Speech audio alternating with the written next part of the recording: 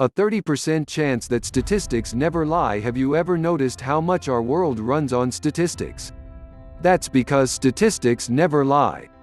Here are a few very alarming statistics. Almost half of the world's population earns a below-average income. This totally shocked me. I was under the impression that almost half of the world's population earns an above-average income. But then I discovered it is the reverse. I phoned my uncle Gayula. Almost half the world's population earns a below-average income. Uncle Gayula was dumbfounded. So? Well, I want to make sure that nobody has a below-average income. At a loss for words, my uncle advised, it won't happen until everybody has an above-average IQ. That made sense. Right now, Uncle Gayula continued, almost half the world has a below-average IQ, and statistics never lie. I was floored. I did not realize we had such an IQ scarcity on our hands. But I was sure it is in some way related to another shocking statistic. If current trends continue, by 2017 every child born will be illiterate. I, myself, had recently sired 2 illiterate children. As discouraging as this was, I was determined that they should live a normal life and overcome this menacing handicap. Discovering the link between below-average IQ and below-average incomes, I am now more determined than ever to overcome our children's infant illiteracy. I asked Uncle Gayula about another shocking statistic I had read. At least 97.3% of people are at risk of getting cancer. I was particularly worried about this statistic because I did not know if I was one of the 97.3. I think you are, Uncle Gayula suggested. Most people are, you know. My uncle's comment worried me even more.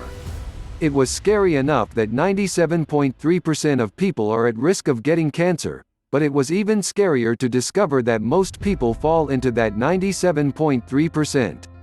Uncle Gayula tried to calm my fears. I have another statistic that should make you feel much better. The majority of people at risk will survive, and statistics never lie. That was reassuring. But it did not ease my mind about another ominous statistic I had read. By 2050, at current mortality rates, 2 out of every 3 people will be dead. This was worrisome because I suspected that I might be among the 2 out of 3 people. Uncle Gayula tried to reassure me once more. This is excellent news, because you can't get cancer when you are dead.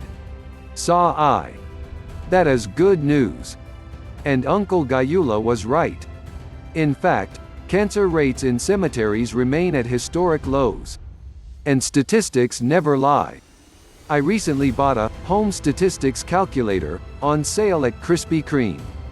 This will be fun. Let's say I want to find out what is the likelihood of starving to death. Let's see. I last ate about an hour and a half ago. Okay, I'll just push this button. And here comes the results. Based on your caloric intake of the previous hour, you are likely to starve to death in just 30 days. That terrified me. I am going to starve to death in just 30 days. What can I do to stave off starvation? Wait. There's more. Immediate intervention can avert statistical starvation. Go directly to Krispy Kreme. Eat a dozen donuts every day, and you will reduce the risk of starvation by at least 69.3%. This seems like great advice. I wonder what Uncle Gayula would say about this.